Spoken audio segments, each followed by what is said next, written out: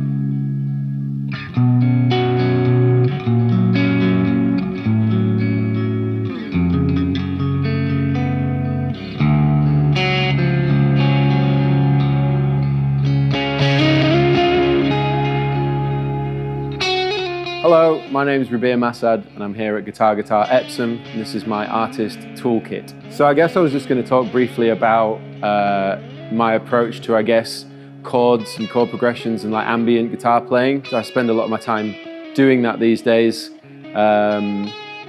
really because that's what I enjoy doing on my own. If I'm sat playing by myself, that's usually what I like to do, over practicing technique and scales and all the things I probably should be practicing. But I guess I'll firstly talk quickly about the kind of tone that I like to use. For a start, it's got to be sort of a pushed clean sound with lots of reverb and delay. And I like to use pickup combination, whether it's a single coil guitar or a humbucker guitar like this one. I like to use, an in-between sound so that you get like a glassy kind of chimey sound.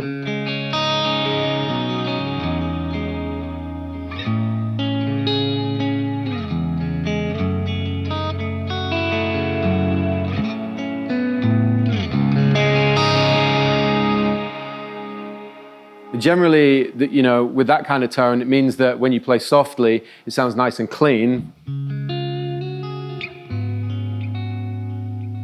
But at the same time, if I dig in, it gives me a bit more, it's more dynamic, so it gives me a bit more crunch and gain.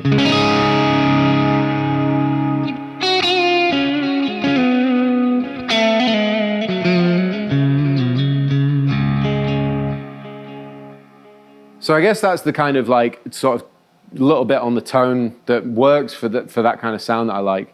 And then I guess really, talking about the sort of lead playing in that style, or like ambient lead playing as I like to call it, I guess, and chords. So like, whenever I'm doing this kind of stuff, I prefer to tune to a drop tuning, so that it allows me, you could do it in any tuning really, but I'm very comfortable in like a drop tuning because it gives you that bottom string chord. It allows me to drone on that, if you know what I mean. So if I go into lead, I can sort of, ring out those strings and drone. And it also sort of provokes me to think about, or encourages me, should I say, think about playing chords in a sort of different way. Like if I'm tuning to standard, I tend to, move around like, your classic bar chord shapes and, all the shapes that you kind of read from a book or learn or get taught or that kind of thing.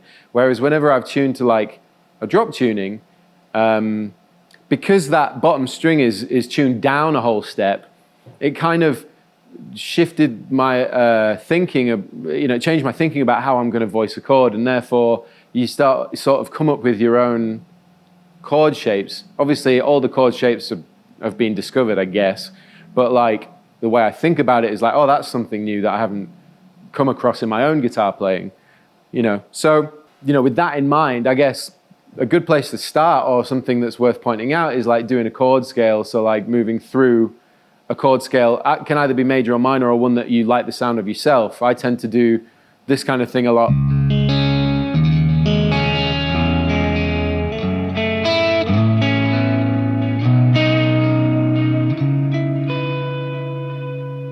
So it's kind of like an adaptation of a minor scale.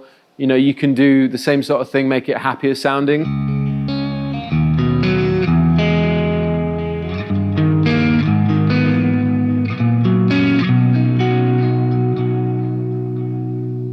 Like that one is another one that I enjoy. And I'm not sort of like, not classically trained, but I wasn't, I went to music college, but I don't really think I learned very much. I kind of self-taught in a lot of ways, so I'm not very good at identifying the theory or the theoretical concepts behind what I'm doing very well. But to me, it's like, as long as you can understand this, what you're trying to listen for. So I know I want to hear like a minor scale or a major scale and kind of come up with it from there. So that's a good place to kind of start and build your ideas from.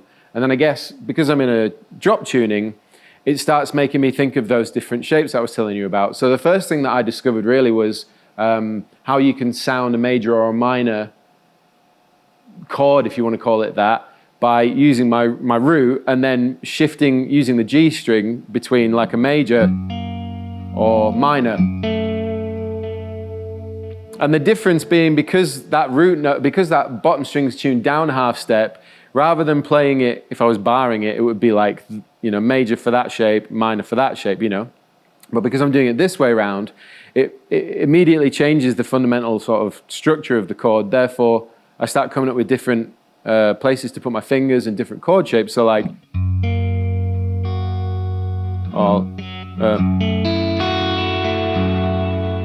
or like, sorry. That would be the kind of major sound that I like. And then sort of like, yeah. Those are two sort of examples of like a major and a minor shape that I would use with drop tuning.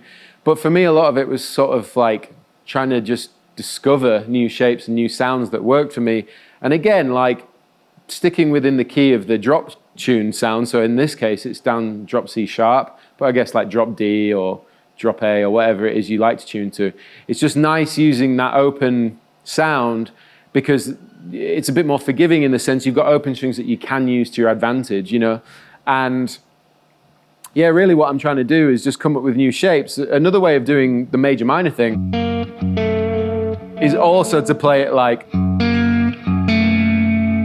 between your low E and your D string, you can, you can play like major shape.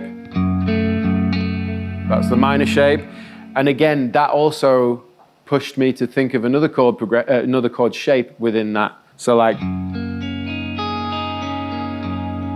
or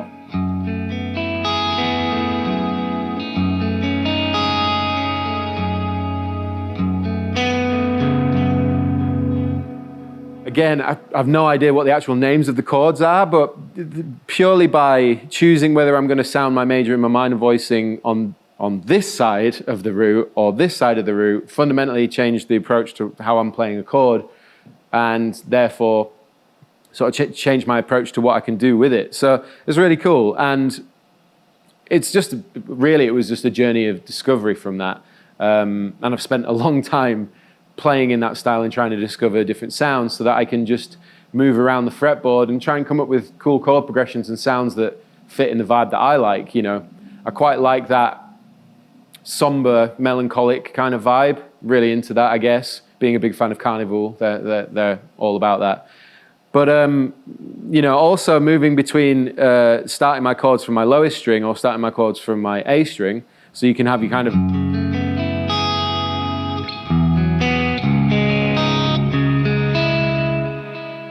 When I move to my A string and start playing chords, it does shift you back to a more traditional approach. So like, you've got your minor 7. For me, I like the sound so much of using like a root of voicing and then another note and using open strings that I try and keep that approach when I'm starting from the A string. So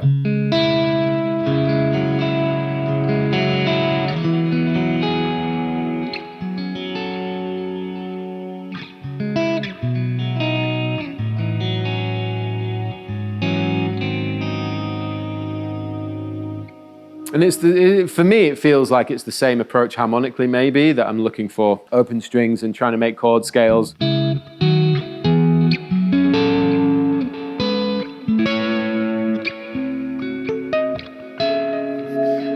get the idea, I'm coming up with like chord scales, and that would be my approach to chords, especially when using like open tunings like that.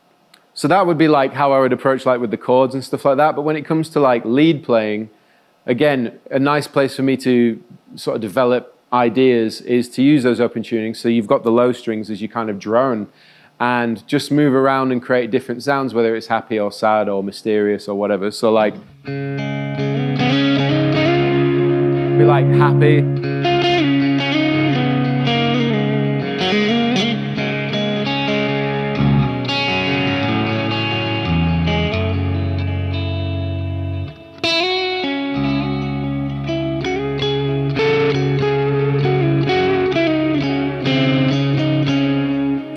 You know, like by droning notes like that, I can come up with, well, I can sort of discover different vibes, if you want to call it that, and sort of work around them. So again, I'm not very good with theory, so I don't know the scales specifically, but I like to use like that kind of major sound, minor sound, like that kind of diminished sound, I guess.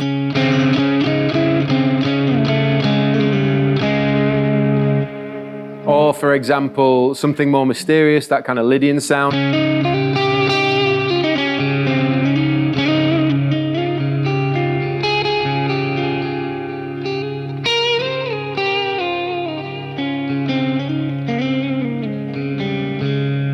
You know, so that's one of the benefits for me of using an open tuning and sort of exploring my like vocabulary for like harmony and phrasing and lead and all that kind of stuff. And then I just try and apply that to whatever key you're in. Sometimes you get caught out, especially if you're not like, if you don't understand your theory like me. So, but either way, that I guess would be my artist toolkit.